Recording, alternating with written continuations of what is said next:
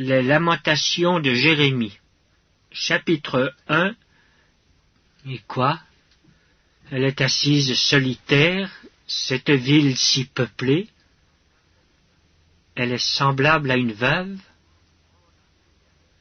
Grande entre les nations, souveraine parmi les États, elle est réduite à la servitude. Elle pleure durant la nuit, et ses joues sont couvertes de larmes. De tous ceux qui l'aimaient, nul ne la console. Tous ses amis lui sont devenus infidèles. Ils sont devenus ses ennemis. Juda est en exil, victime de l'oppression et d'une grande servitude. Il habite au milieu des nations, et il n'y trouve point de repos. Tous ses persécuteurs l'ont surpris dans l'angoisse. Les chemins de Sion sont dans le deuil, car on ne va plus aux fêtes. Toutes ses portes sont désertes. Ses sacrificateurs gémissent. Ses vierges sont affligées, et elle est remplie d'amertume. Ses oppresseurs triomphent. Ses ennemis sont en paix, car l'Éternel l'a humiliée à cause de la multitude de ses péchés. Ses enfants ont marché captifs devant l'oppresseur. La fille de Sion a perdu toute sa gloire. Ses chefs sont comme des cerfs qui ne trouvent point de pâture et qui fuient sans force devant celui qui les chasse. Au jour de sa détresse et de sa misère, Jérusalem s'est souvenue de tous les biens dès longtemps son partage, quand son peuple est tombé sans secours sous la main de l'oppresseur. Ses ennemis l'ont vu, et ils ont ri de sa chute. Jérusalem a multiplié ses péchés, c'est pourquoi elle est un objet d'aversion. Tous ceux qui l'honoraient la méprisent en voyant sa nudité. Elle-même soupire et détourne la face. La souillure était dans les pans de sa robe, et elle ne songeait pas à sa fin. Elle est tombée d'une manière étonnante, et nul ne la console. Vois ma misère, ô Éternel! Quelle arrogance chez l'ennemi! L'oppresseur a étendu la main sur tout ce qu'elle avait de précieux.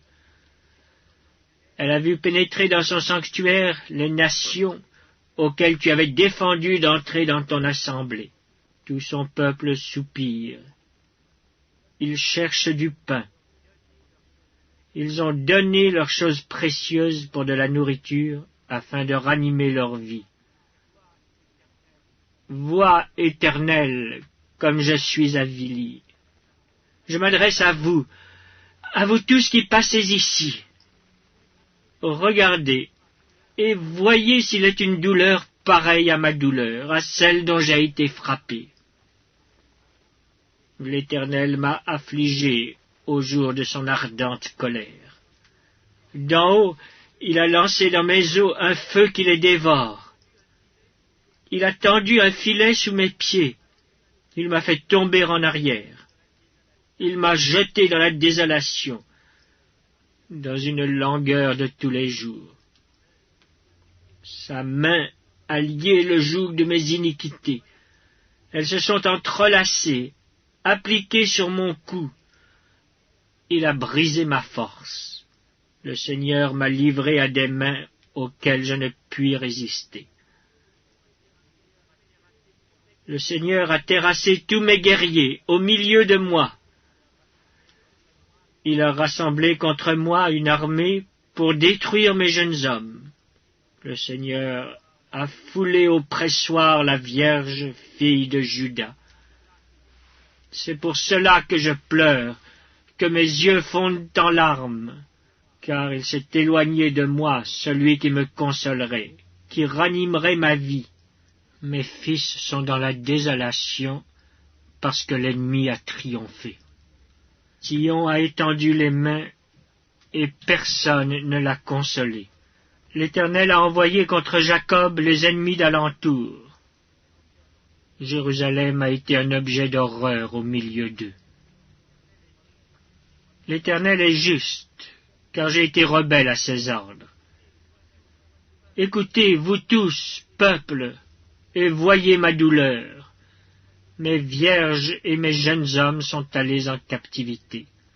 J'ai appelé mes amis, et ils m'ont trompé. Mes sacrificateurs et mes anciens ont expiré dans la ville. Ils cherchaient de la nourriture afin de ranimer leur vie. Éternel, regarde ma détresse. Mes entrailles bouillonnent. Mon cœur est bouleversé au-dedans de moi, car j'ai été rebelle. Au-dehors, l'épée a fait ses ravages. Au-dedans, la mort. On a entendu mes soupirs, et personne ne m'a consolé. Tous mes ennemis ont appris mon malheur, et ils se sont réjouis de ce que tu l'as causé. Tu amèneras, et tu publieras le jour où ils seront comme moi. Que toute leur méchanceté vienne devant toi, et traite-les comme tu m'as traité à cause de toutes mes transgressions. Car mes soupirs sont nombreux, et mon cœur est souffrant. Les lamentations de Jérémie. Chapitre 2. Et quoi? Le Seigneur, dans sa colère, a couvert de nuages la fille de Sion. Il a précipité du ciel sur la terre la magnificence d'Israël. Il ne s'est pas souvenu de son marchepied au jour de sa colère. Le Seigneur a détruit sans pitié toutes les demeures de Jacob. Il a, dans sa fureur, renversé les forteresses de la fille de Juda. Il les a fait rouler à terre. Il a profané le royaume et ses chefs. Il a, dans son ardente colère, abattu toute la force d'Israël. Il a retiré sa droite en présence de l'ennemi. Il a allumé dans Jacob des flammes de feu qui dévorent de tous côtés. Il a tendu son arc comme un ennemi. Sa droite s'est dressée comme celle d'un assaillant. Il a fait périr tout ce qui plaisait au regard. Il a répandu sa fureur comme un feu sur la tente de la fille de Sion. Le Seigneur a été comme un ennemi. Il a dévoré Israël. Il a dévoré tous ses palais. Il a détruit ses forteresses. Il a rempli la fille de Juda de plaintes et de gémissements. Il a dévasté sa tente comme un jardin. Il a détruit le lieu de son assemblée. L'Éternel a fait oublier en Sion les fêtes et le sabbat. Et dans sa violente colère, il a rejeté le roi et le sacrificateur. Le Seigneur a dédaigné son autel, repoussé son sanctuaire.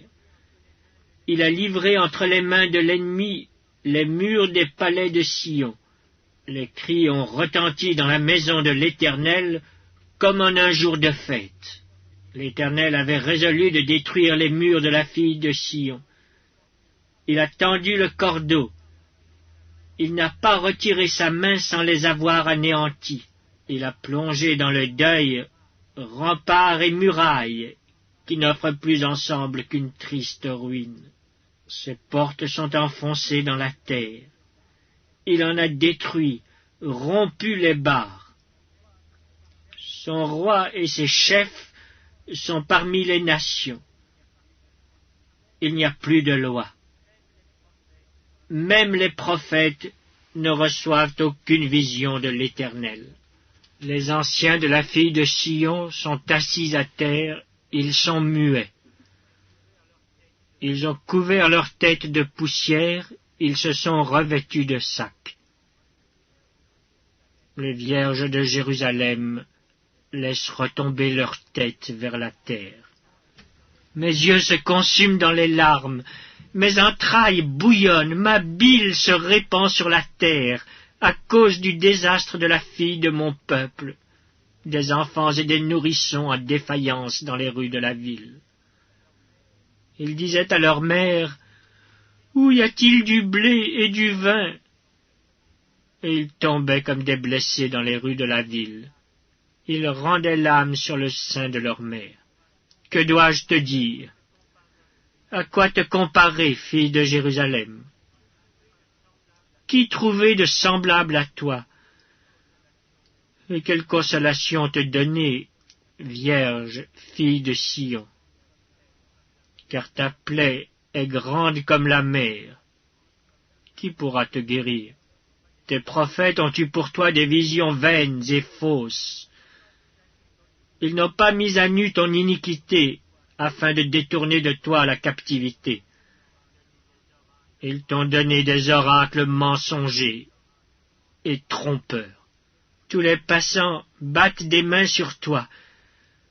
Ils sifflent. Ils secouent la tête contre la fille de Jérusalem.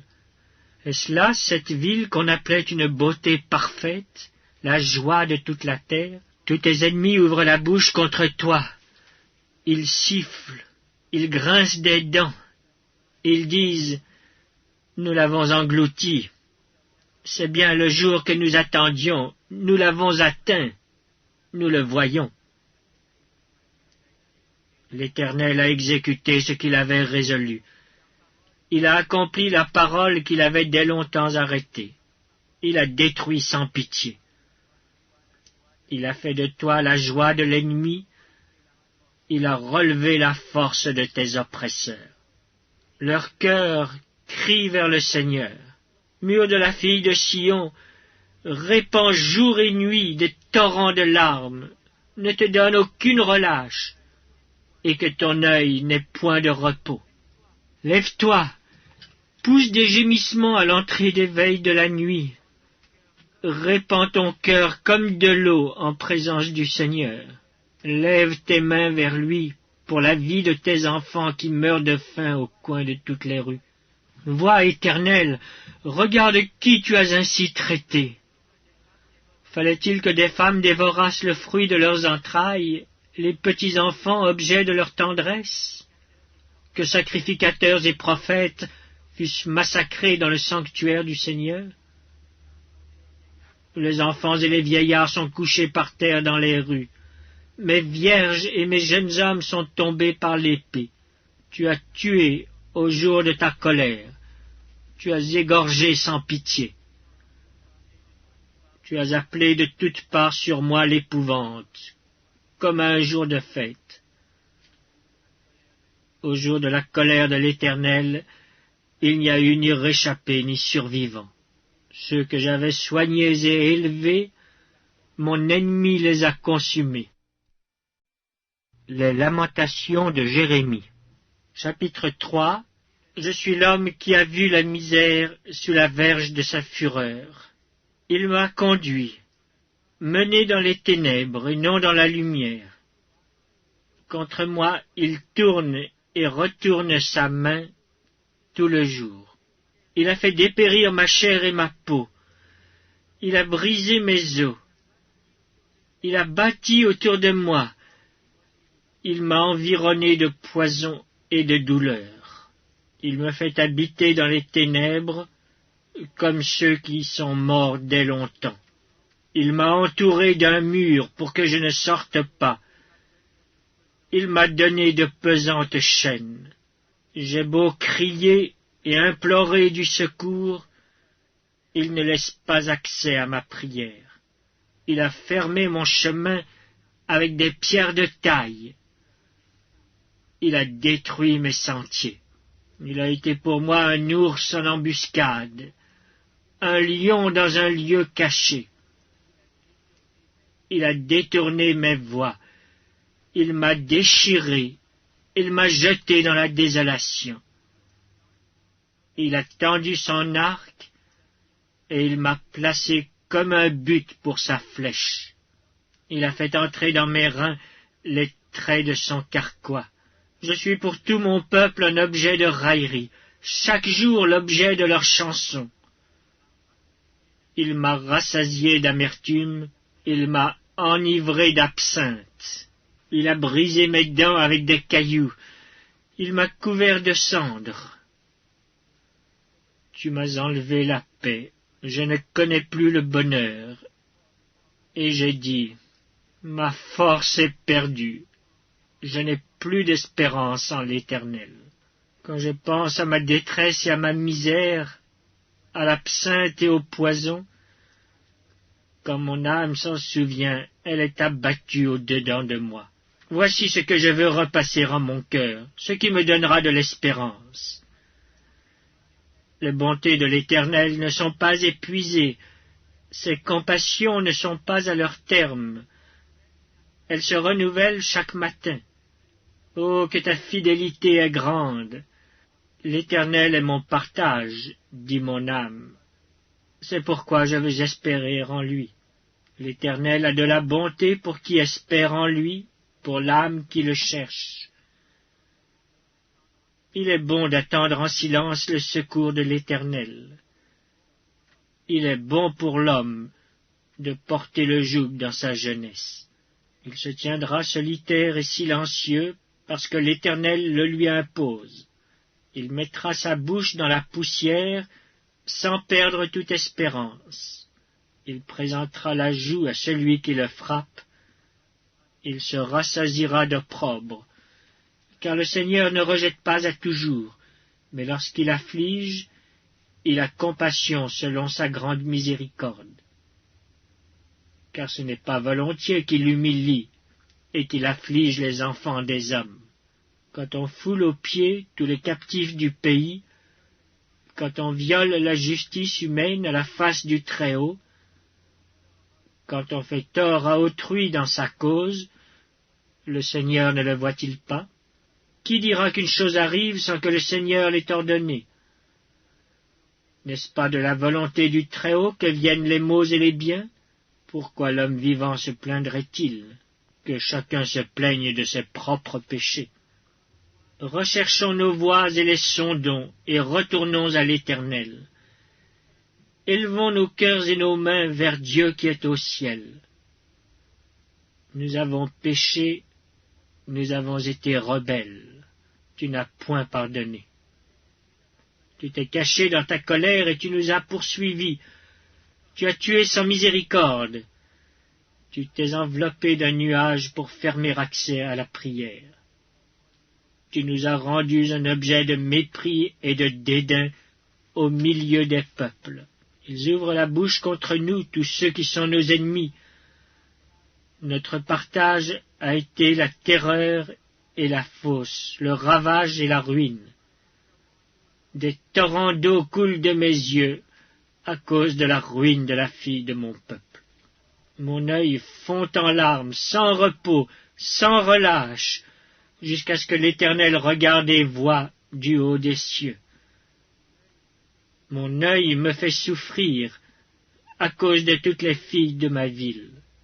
Ils m'ont donné la chasse comme à un oiseau, ceux qui sont à tort mes ennemis. Ils ont voulu anéantir ma vie dans une fosse, et ils ont jeté des pierres sur moi. Les eaux ont inondé ma tête. Je disais, je suis perdu. J'ai invoqué ton nom, ô Éternel, du fond de la fosse. Tu as entendu ma voix. Ne ferme pas l'oreille à mes soupirs, à mes cris. Au jour où je t'ai invoqué, tu t'es approché, tu as dit, ne crains pas. Seigneur, tu as défendu la cause de mon âme, tu as racheté ma vie. Éternel, tu as vu tout ce qu'on m'a fait souffrir. Rends-moi justice. Tu as vu toute leur vengeance, tout leur complot contre moi. Éternel, tu as entendu leurs outrages, tout leur complot contre moi, les discours de mes adversaires et les projets qu'ils formaient chaque jour contre moi. Regarde, quand ils sont assis et quand ils se lèvent, je suis l'objet de leurs chansons. Tu leur donneras un salaire, ô Éternel, selon l'œuvre de leurs mains. Tu les livreras à l'endurcissement de leur cœur, à ta malédiction contre eux. Tu les poursuivras dans ta colère, et tu les extermineras de dessous les cieux, ô Éternel. Les lamentations de Jérémie. Chapitre 4. Et quoi? L'or a perdu son éclat? L'or pur est altéré? Les pierres du sanctuaire sont dispersées au coin de toutes les rues? Les nobles fils de Sion, estimés à l'égal de l'or pur, sont regardés, hélas, comme des vases de terre, ouvrage des mains du potier. Les chacals même présentent la mamelle et allaitent leurs petits. Mais la fille de mon peuple est devenue cruelle comme les autruches du désert. La langue du nourrisson s'attache à son palais, desséché par la soif. Les enfants demandent du pain, et personne ne leur en donne. Ceux qui se nourrissaient de mets délicats périssent dans les rues. Ceux qui étaient élevés dans la pourpre embrassent les fumiers. Le châtiment de la fille de mon peuple est plus grand que celui de Sodome, détruite en un instant, sans que personne ait porté la main sur elle. Ses princes étaient plus éclatants que la neige, plus blancs que le lait. Ils avaient le teint plus vermeil que le corail. Leur figure était comme le saphir, leur aspect plus sombre que le noir. On ne les reconnaît pas dans les rues. Ils ont la peau collée sur les os, sèche comme du bois. Ceux qui périssent par l'épée sont plus heureux que ceux qui périssent par la faim, qui tombent exténués, privés du fruit des champs. Les femmes, malgré leur tendresse, font cuire leurs enfants. Ils leur servent de nourriture au milieu du désastre de la fille de mon peuple. L'Éternel a épuisé sa fureur. Il a répandu son ardente colère. Il a allumé dans Sion un feu qui en dévore les fondements. Les rois de la terre n'auraient pas cru. Aucun des habitants du monde n'aurait cru que l'adversaire, que l'ennemi entrerait dans les portes de Jérusalem. Voilà le fruit des péchés de ses prophètes, des iniquités de ses sacrificateurs, qui ont répandu dans son sein le sang des justes. Ils erraient en aveugles dans les rues, souillés de sang. On ne pouvait toucher leurs vêtements. « Éloignez-vous, impurs !» leur criait-on. « Éloignez-vous, éloignez-vous, ne nous touchez pas !» Ils sont en fuite, ils errent çà et là. On dit parmi les nations, ils n'auront plus leur demeure. L'Éternel les a dispersés dans sa colère. Il ne tourne plus les regards vers eux. On n'a eu ni respect pour les sacrificateurs, ni pitié pour les vieillards. Nos yeux se consumaient encore, et nous attendions vainement du secours. Nos regards se portaient avec espérance vers une nation qui ne nous a pas délivrés. On épiait nos pas pour nous empêcher d'aller sur nos places. Notre fin s'approchait, nos jours étaient accomplis, notre fin est arrivée. Nos persécuteurs étaient plus légers que les aigles du ciel. Ils nous ont poursuivis sur les montagnes. Ils nous ont dressé des embûches dans le désert. Celui qui nous faisait respirer, loin de l'Éternel, a été pris dans leur fosse. Lui de qui nous disions, nous vivrons sous son ombre parmi les nations. Réjouis-toi, tressaille d'allégresse, fille d'Édom, habitante du pays d'Utz. Vers toi aussi passera la coupe. Tu t'enivreras et tu seras mise à nu. Fille de Sion, ton iniquité est expiée. Il ne t'enverra plus en captivité. Fille d'Édom, il châtiera ton iniquité. Il mettra tes péchés à découvert. Les lamentations de Jérémie. Chapitre 5. Souviens-toi, Éternel, de ce qui nous est arrivé. Regarde, vois notre opprobre. Notre héritage a passé à des étrangers, nos maisons à des inconnus. Nous sommes orphelins, sans père. Nos mères sont comme des veuves. Nous buvons notre eau à prix d'argent. Nous payons notre bois. Nous sommes poursuivis, le joug sur le cou. Nous sommes épuisés, nous n'avons point de repos. Nous avons tendu la main vers l'Égypte, vers la Syrie, pour nous rassasier de pain. Nos pères ont péché, ils ne sont plus, et c'est nous qui portons la peine de leurs iniquités. Des esclaves dominent sur nous, et personne ne nous délivre de leurs mains. Nous cherchons notre pain au péril de notre vie devant l'épée du désert. Notre peau est brûlante comme un four par l'ardeur de la faim. Ils ont déshonoré les femmes dans Sion, les vierges dans les villes de Juda. Des chefs ont été pendus par leurs mains. La personne des vieillards n'a pas été respectée. Les jeunes hommes ont porté la meule. Les enfants chancelaient sous des fardeaux de bois. Les vieillards ne vont plus à la porte. Les jeunes hommes ont cessé leur chant. La joie a disparu de nos cœurs, le deuil a remplacé nos danses. La couronne de notre tête est tombée. Malheur à nous, parce que nous avons péché. Si notre cœur est souffrant, si nos yeux sont obscurcis, c'est que la montagne de Sion est ravagée, c'est que les renards s'y promènent. Toi, Éternel, tu règnes à jamais. Ton trône subsiste de génération en génération. Pourquoi nous oublierais-tu pour toujours? Nous abandonnerais-tu pour de longues années? Fais-nous revenir vers toi, ô Éternel, et nous reviendrons. Donne-nous encore des jours comme ceux d'autrefois. Nous aurais-tu entièrement rejetés, et t'irriterais-tu contre nous jusqu'à l'excès?